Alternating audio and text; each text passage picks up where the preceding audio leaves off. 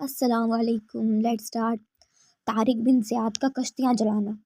چونکہ راڈرک 1 لاکھ کا لشکر لے کر مقابلے پر روانہ ہوا تھا، جو ہی اس منڈی دل فوج کی آمد کا اسلامی لشکر میں چرچا ہوا، اسلامی سپاہ دشمن کی کثیر فوج کا سن کر چہم گوئیاں کرنے میں مصروف ہو گئی۔ طارق بن زیاد نے جب اپنی فوج میں اضطرابی کیفیت دیکھی تو غیرت اور جوش دلانے کے لیے اس نے فوراً حکم دیا، سمندر میں موجود تمام کشتیاں جلا دی جائیں۔ مجاہدین اسلام نے حیرت سے اس فیصلے کو سنا اور پھر سمندر میں جلتی ہوئی کشتیوں کو تعجب سے دیکھا۔ چند ایک بے خوف سپاہیوں نے دبے لفظوں اپنے سالار کو کہا، اس کے باوجود کہ سالار کو دشمن کی کثیر تعداد میں فوج کی پیش قدمی کا علم ہو چکا تھا۔ پھر واپسی کے یہ ذریعے جلا کر کیا سالار نے فوج، حکمت عملی اور دور اندیشی کا ثبوت دیا ہے؟ کیا کشتیاں جلا دینا خودکشی کے مترادف نہیں؟ طارق نے بڑی دلیری اور ہمت و استقلال کے ساتھ جواب دیا، میرا فیصلہ ان لوگوں کے لیے ضرور خودکشی کے مترادف ہے جن کے جسم میں گردش کرتا ہوا خون سرد ہو چکا ہے، لیکن جن لوگ کے خون میں غیرت ملی کی حرارت موجود ہے، جو جہاد کے نشے میں سرشار ہو کر صرف اللہ کی خوشنودی کے لیے آئے ہیں، جن کا ایمان ہے کہ ہادی اور رہبر ساقیوں کو ہاتھوں میں جام لیے ان کے منتظر ہیں، ساقی کوثر ہاتھوں میں جام لیے ان کے منتظر ہیں، وہ جام شہادت نوش کرنے کے لیے بے چین ہیں۔ مسلمانوں، جنت کے دروازے شہروں کے لیے کھول دیے گئے ہیں اور رب العالمین تمام فرشتوں کو اکٹھا کر کے فرما رہے ہیں، اے فرشتوں، دیکھو آدم کے ان بیٹوں کو جو میری دی ہوئی جان کا حق کس طرح ادا کر رہے ہیں۔ مجھے قسم ہے اپنے اسی رب کی جو فتح و شکست کا مالک ہے، میرے ذہن کی کسی گوشے میں بھی یہ خیال نہیں کہ ہمیں اندلس کے اس شہر سے واپس جانا ہے۔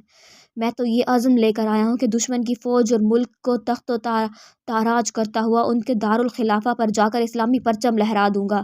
یاد رکھو، ذلت اور رسوائی کی زندگی سے عزت کی موت بدرجہ بہتر ہے۔ مجھے اپنے خدا کی مدد پر بھروسہ ہے۔ کافر نے تو شمشیر پہ رکھتا ہے بھروسہ، مومن ہے تو بے تیغ بھی لڑتا ہے سپاہی۔ شعر ہے۔ اس کے بعد طارق نے بآواز بلند نعرہ تکبیر کہا، جس کے جواب میں اللہ اکبر کی صدا سے دشت و جبل گونج اٹھے۔ مجاہدین اسلام کے گھوڑے ساحل اندلس کی زمین کو روندتے ہوئے بحر محیط کے ساحل سے 7 میل کے فاصلے پر جا کر، جہاں راڈرک نے 1 لاکھ سپاہ کے ساتھ قیام کر رکھا تھا، وادی میں دونوں فوجوں نے آمنے سامنے ڈیرے ڈال دیے اور جنگ کی تیاریوں میں مصروف ہو گئے۔ راڈرک کی فوج کے سردار لوہے کی ذرہ میں ملبوس بلکہ سر سے لے کر پاؤں تک لوہے میں غرق تھے۔ ان کی فوج کے پاس قیمتی اسلحہ تھا اور شاندار گھوڑے تھے۔ اس کی سپاہ نے زرق و برق لباس زیب تن کیا ہوا تھا۔ ان کے مقابلے میں اسلامی فوج کے آدھے سپاہی گھوڑوں سے محروم تھے، نہ ہی ان کے پاس لمبے اور چمکدار نیزے تھے۔ وہ پھٹی ہوئی قباؤں میں ملبوس تھے جن پر پیوند تک لگے ہوئے تھے۔ ان کے پاس نیام کی قید سے آزاد برہنہ شمشیریں تھیں اور بعض کے پاس صرف نیزے ہی تھے۔ ڈھالوں میں سے وہ محروم تھے، لیکن ان کے جذبات میں بجلیاں کونپتی تھیں اور یہ شہادت کے شوق میں اس کے شہنشاہ کے تاج کو گھوڑوں کے ٹاپوں تلے روندتے چلے آ رہے تھے۔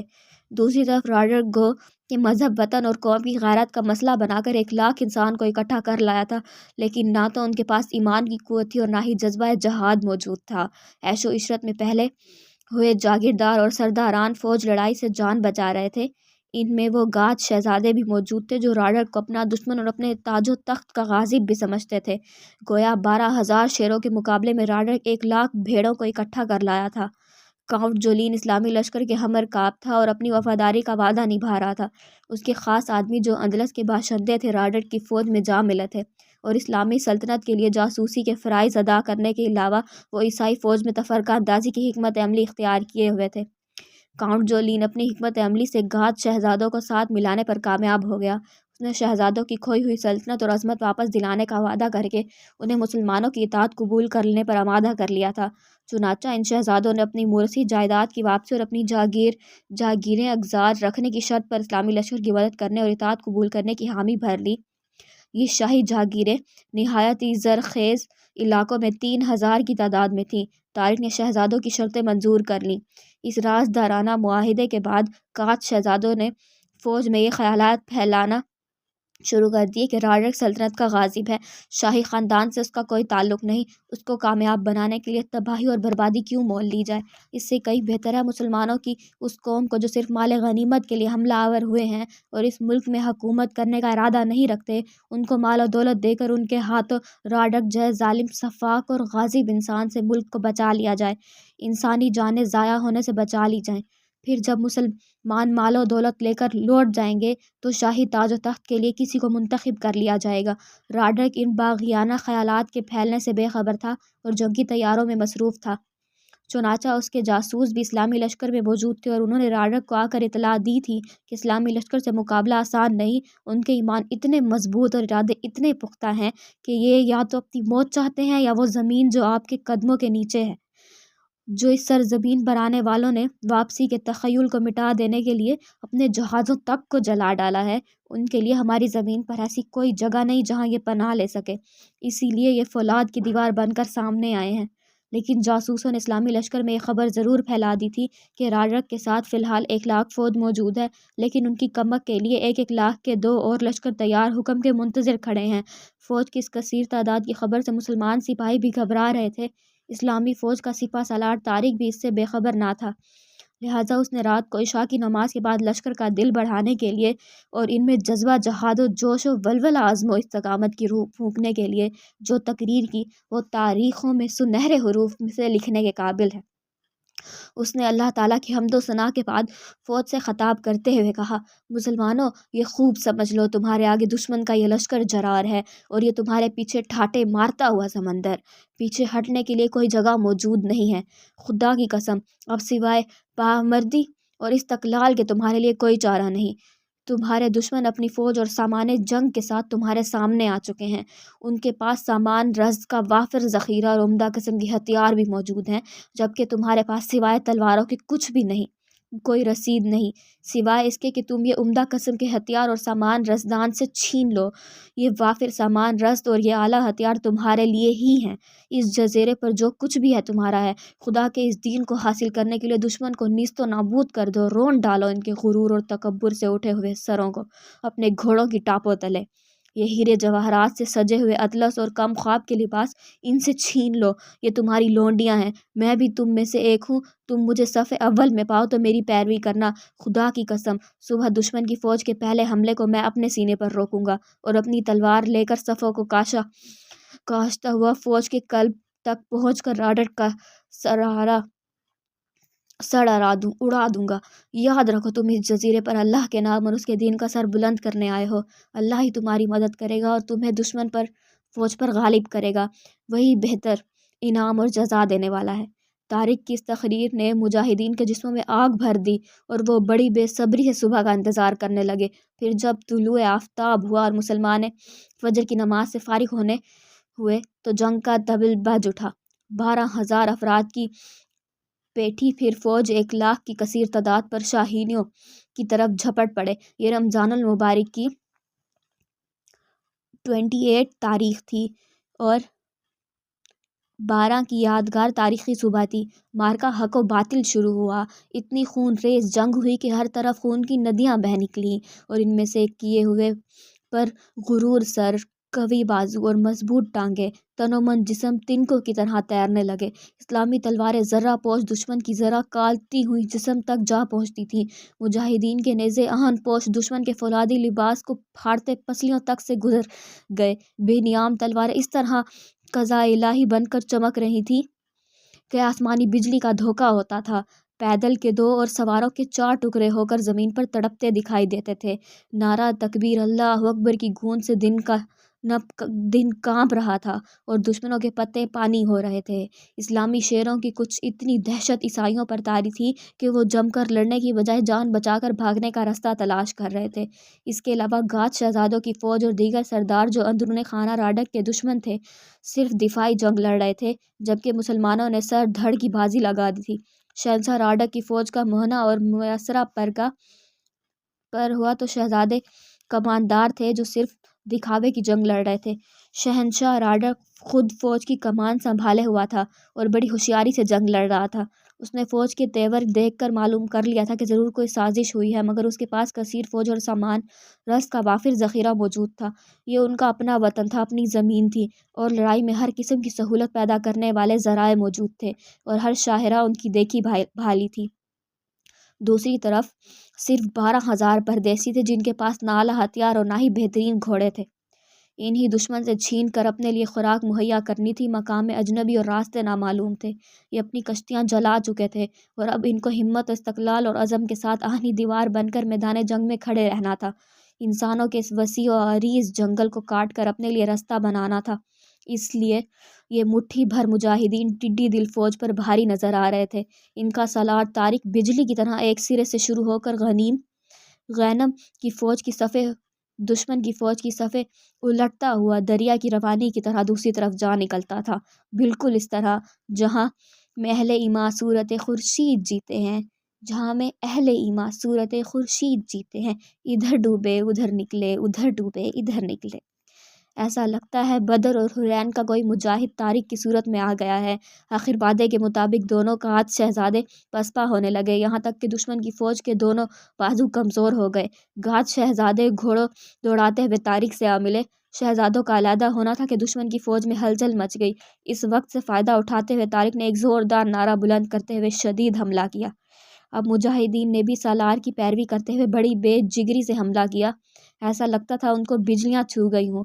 दुश्मन की फ़ौज के मेमना और मुयसरा के पाँव उखड़ गए।